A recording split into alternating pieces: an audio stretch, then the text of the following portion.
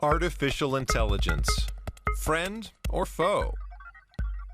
Whether it's playing chess, deciphering hieroglyphics in ancient scripts that no one's been able to decode, or detecting cancer.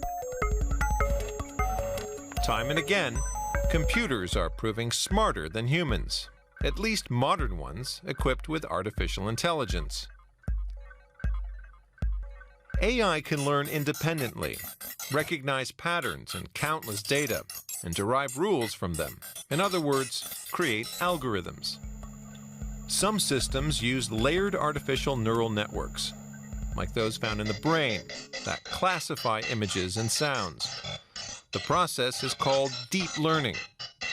And the more data AI has, the better the result, comparable to what the human brain can achieve. Intelligent computers have also made production processes more efficient. Management consulting firm McKinsey estimates that AI will bring 160 billion euros of additional growth to Germany by 2030. As a smart home assistant, AI should soon be able to recognize emotions. And self-driving cars, before long, it'll be able to prevent accidents better than any human driver.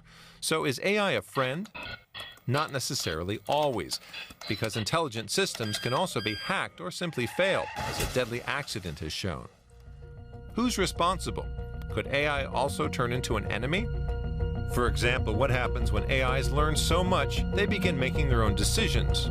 Could they go rogue, like in 2001: A Space Odyssey and other bleak science fiction films?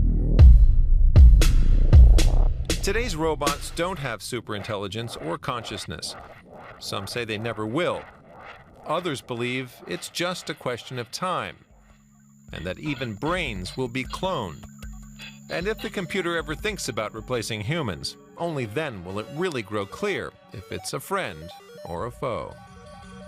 Game over.